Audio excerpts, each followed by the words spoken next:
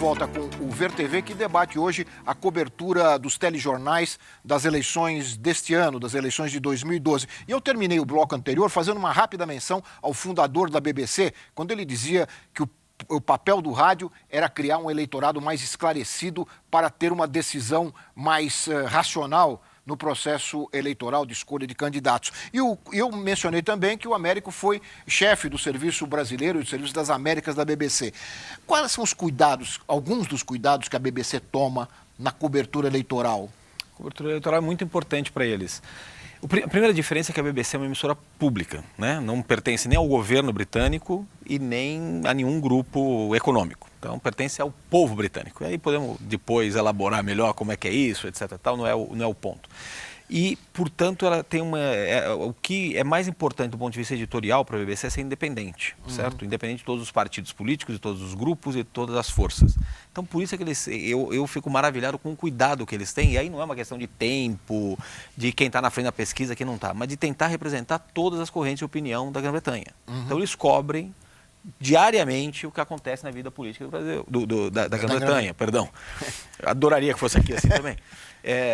Inclusive, a gente estava comentando antes que não existe muito debate político na televisão brasileira. No caso da Grã-Bretanha existe muito, existem programas diários praticamente sobre isso, né? Então, são diferenças interessantes, mas acho que vem muito do fato da BBC ser uma emissora pública, ser a principal emissora do país e ser meio balizar um pouco a cobertura de todo mundo ali, né? Ser o benchmark, ser o padrão a ser alcançado, vamos dizer. Exatamente. Nesse debate, nessa nossa conversa aqui, nós fomos buscar um trecho de um depoimento, de uma análise que o Maurício Sticer, que é hoje um excelente colunista de televisão, ele escreve e apresenta até um programa de TV no site da UOL. Ele fez uma análise desse problema que nós começamos a discutir aqui, que é essa questão da presença dos candidatos nos telejornais. Vamos assistir um trecho desse programa do Sticer e da análise que ele faz sobre o tema que nós estamos discutindo aqui no programa. Vamos ver.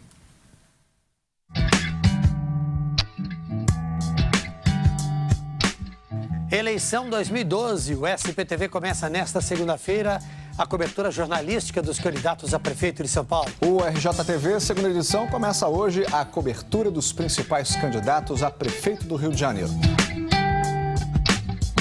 E começou a campanha eleitoral na televisão. Não a da propaganda eleitoral gratuita, obrigatória, mas a cobertura jornalística da Rede Globo, tida por muitos candidatos como mais importante ainda que essa propaganda obrigatória que começa a ser exibida na semana que vem.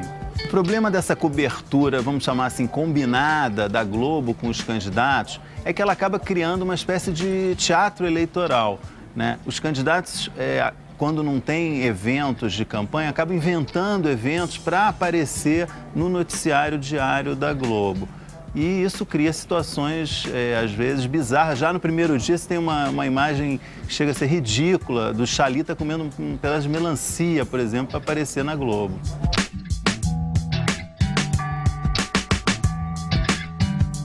Os candidatos, eles falam exclusivamente focados na Globo, né?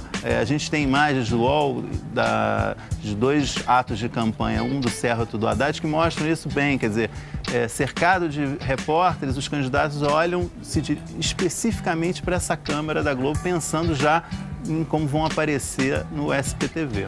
Nós vamos aumentar a quantidade e a proximidade das pessoas.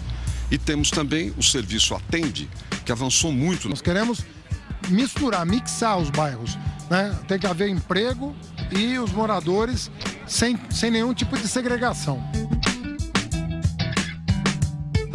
A curiosidade em relação ao início da cobertura jornalística da Globo é que a emissora adotou critérios diferentes na cobertura do Rio e de São Paulo, as duas maiores cidades do país. Em São Paulo, como já era sabido, a Globo vai mostrar diariamente no SPTV segunda edição noticiário dos 6 candidatos mais bem colocados nas pesquisas. A surpresa foi ver no Rio o RJTV segunda edição informar que vai mostrar apenas os 2 candidatos mais bem colocados diariamente. Os demais vão ser submetidos a um critério de dias por semana, uma coisa até engraçada você ouvindo o apresentador da RJ falar. Pelos critérios definidos pela TV Globo e apresentados aos representantes das coligações, os candidatos que alcançaram 10% na última pesquisa do Ibope ou do Datafolha terão reportagens diárias. Os demais terão cobertura em sistema de rodízio, de acordo com o percentual que registraram.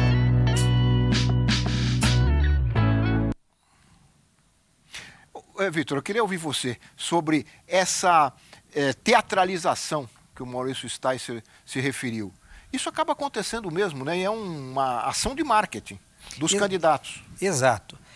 Com a mudança na legislação eleitoral, a TV aberta principalmente, não é? Ela se apresenta como uma última trincheira aí para o marketing eleitoral. Não é? Se há 20 anos era possível até fazer boca de urna, não é? É verdade. Hoje você não tem muitas ferramentas, não é possível distribuir mais nem um chaveiro. Outdoor. Uma régua, outdoor, por exemplo, uma régua, uma bola de... Nada, nenhum brinde, nada. Às vezes para lembrar o número do candidato, nada. Não é? Então a TV, ela adquiriu uma importância ainda maior. Não é? A TV, antes do horário eleitoral, nesses noticiários, não é? Você tem um ingrediente muito importante, que para o eleitor isso é muito crível. Porque ele está vendo, é um programa jornalístico, ele não está assistindo o horário eleitoral e ele sabe disso. E, portanto, esse espaço passa a ser, de verdade, o principal espaço a ser disputado pelos candidatos. É prioridade absoluta para qualquer candidato. E, se for necessário, não é? Alguma interpretação ali, alguma traquinagem na frente das câmeras, comer uma melancia, abraçar, etc., o candidato não vai hesitar. Não é? Ele sabe que aquilo ali, daquilo depende o tempinho a mais, um segundo a mais no horário, no telejornal, seja da Globo ou em qualquer emissora. E o Américo lembrou, comer uma melancia é informação jornalística? Eu acho que vocês pegaram, o Sticer levantou a bola e você pegou o ponto. Quer dizer, é um exemplo, não é só o Chalita que faz isso, todos eles fazem, né? Mas criam situações, às vezes até bizarras, para aparecer. E aí volta, Américo, o critério jornalístico. Quer dizer, comer melancia é um critério jornalístico? Depende do que aconteceu na melancia lá, se ela no tiver episódio, sei lá, envenenada. exato. Estávamos falando aqui antes, uma bolinha de papel causou um tumulto na eleição presidencial em 2010, entendeu? Então, assim, claro que o cidadão ir lá e comer a melancia não tem relevância nenhuma para o eleitorado, entendeu? Não é isso. Quando eu digo a questão do critério jornalístico, o que é mais importante é o que aquele candidato está propondo naquele dia, o que ele está falando. É isso que a gente está tentando, na verdade, revelar nessa história, né? Só que, o cara visitando uma feira, tem muito pouco que ele vai poder falar lá em termos de proposta, né? Então, ele está querendo uma imagem mesmo, né? Será que não chegou um momento, Cláudio, não chegou um momento dos partidos perceberem, porque acho que aí depende dos partidos, não depende tanto das emissoras, perceberem isso que nós estamos apontando aqui com tanta clareza e eles, reunidos, proporem para as emissoras uma nova forma de cobertura, ou eles preferem, para os partidos essa é a melhor forma? Assim, eu acredito assim, desde o que o pessoal chamou de profissionalização das campanhas, a partir de, vamos dizer, dos anos 90, final dos anos 80, anos 90, você tem em que a dimensão simbólica da campanha é muito importante. Então, imagens como essas da melancia, outras imagens, até a teatralização que estava falando, Maurício, é muito importante. Né, para a percepção do eleitor sobre o meu candidato ou o candidato da oposição. Então, essas associações de imagem acabam sendo muito importantes. E assim, é difícil, vamos dizer, se os partidos estão tendo benefícios usando essas estratégias, por que eles vão querer mudar? É igual falar de reforma política no Brasil, é um assunto, todo mundo fala que precisamos fazer, mas ninguém faz, porque vai mexer com algum que tem alguém privilégio, e esse que tem privilégio não vai querer que mexa ali. Então, quem está tendo privilégio não vai querer mexer. E assim, a gente remete também a outra questão, até a própria gramática da televisão. Aqui o seu programa discute a questão da televisão, A própria televisão funciona na gramática do espetáculo. E o telejornalismo não consegue fugir. E está cada vez mais, vamos ver, envolvido por uma estética do espetáculo. Até, vamos dizer, telejornais que antigamente, vamos dizer, tentavam buscar ser mais informativos, hoje já começa a perceber uma influência grande dessa gramática do espetáculo, de ter cenas, imagens mais apelativas, que despertem atenção, e não essa questão de um debate, trazer informação. Então a gente tem várias componentes que estão ali envolvidas. Eu discordo um pouco. Eu acho que para a televisão existe obviamente a gramática da televisão, né? É uma gramática específica da televisão. E ela depende muito da imagem. É por isso que o candidato explora essa coisa de comer melancia ou de fazer alguma coisa que renda uma imagem. Mas eu não acho que é só isso. Não é sempre assim. Então vou te dar alguns exemplos da minha casa lá, da RTV. Nós, obviamente, fazemos cobertura de todos os candidatos. Eu fiquei feliz aí no VT do Sticer, que é grande amigo meu, inclusive, que vocês viram o microfone da RTV em todos aqueles anos, porque eu estou cobrindo rigorosamente todos os candidatos, todos os dias, e depois eu defino se vão entrar no ar ou não vão entrar no ar. Não tem um critério pesquisa, sorteio ou o que seja, tem um critério jornalístico. Bem, mas eu também estou fazendo outras coisas que até vão um pouco contra essa gramática do espetáculo, etc. e tal. Então, por exemplo, todos os candidatos que têm representação no Congresso, ou seja, todos os candidatos que vão participar, de partidos que têm representação no Congresso, e que vão participar do debate que nós vamos fazer na televisão, nós estamos fazendo uma entrevista de 5 minutos com eles para colocar no nosso principal telejornal. Então, todos eles vão ter 5 minutos, é uma coisa que você não vê muito hoje mais na televisão aberta comercial. Todos eles vão ter o espaço lá de 5 minutos. E não tem imagem, ali não vai ter comer melancia, não sei o que, abraçar candidato. O cara vira lá e dizer o que ele tem a ganhar. Então, assim, o que eu estou querendo dizer, quando eu digo que eu discordo, existe uma gramática da televisão, depende muito da imagem, uma imagem vale mais que 1000 palavras, sempre disseram isso, mas é possível arrumar espaço para fazer outras coisas, entendeu? Numa televisão comercial e aberta, como é aí também. Então, nós estamos tentando abrir esse espaço. Estamos tentando valorizar a cobertura de política, com o Kennedy, o programa Notícia e tal. Então, é possível fazer alguma coisa um pouco diferente. É só isso. Nós não somos escravos da teatralização, é isso. Muito bem. Fala, Vitor, você fala.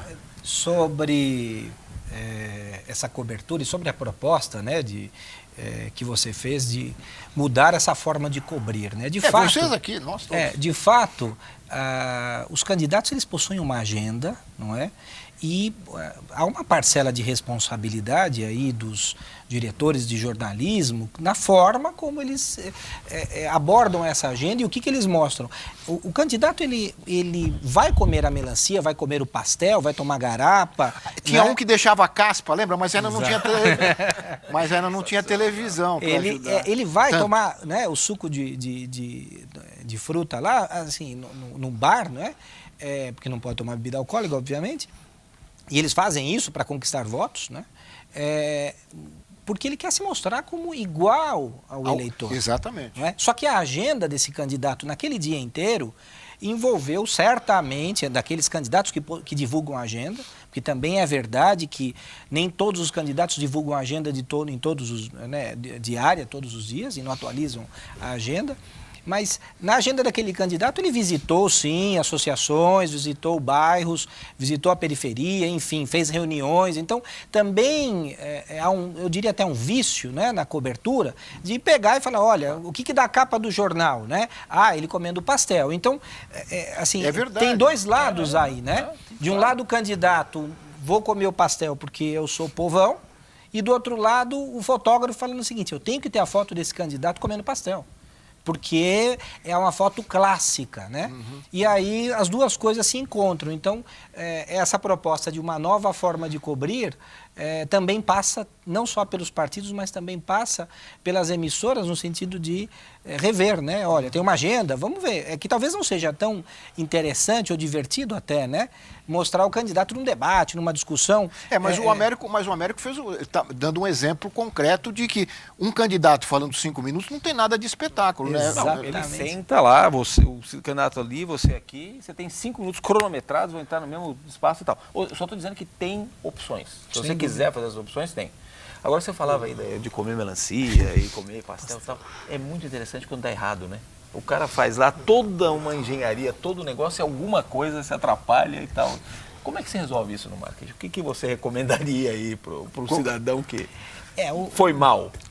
Assim, essas gafes são importantíssimas, né? E às vezes a gafe envolve um ato falho, troca o nome, não é? Em geral, os candidatos já são experientes e lidam, treinados, não é? Treinados, e lidam com naturalidade, não é? Mas às vezes uma gafe pode comprometer mesmo uma campanha. Às vezes uma frase, né? Exatamente. Quantos candidatos, não vamos aqui ficar lembrando, Exato, né? Mas frases, frases tristes, né? Que acabaram às vezes ajudando históricas, até... né? Históricas, ajudando até... Mudando o resultado eleitoral. São lembradas ainda, né? Várias dessas frases, né?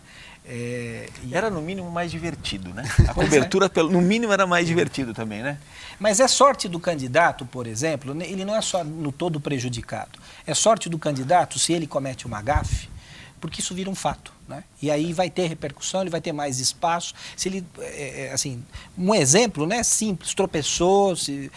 Recentemente, teve os candidatos que caíram de skate e ganharam uma cobertura da televisão, da mídia em geral, mas da televisão, eles caindo do skate, assim. Vamos dizer, o cair do skate foi mais importante do que as propostas em torno que eles estavam discutindo. Se aumentar ou não as praças de skate, né? Enfim, que é a proposta para os jovens, de praças de esporte, enfim, políticas públicas para o esporte. Não, a questão, os candidatos querem skate, das piadinhas, as redes sociais já começam a circular as piadinhas. É verdade. Mais um intervalinho. A gente volta em seguida com o Ver TV, que está conversando aqui com os nossos ilustres convidados sobre a cobertura dos telejornais neste processo que eu chamaria de pré-eleitoral no Brasil. Nós voltamos já.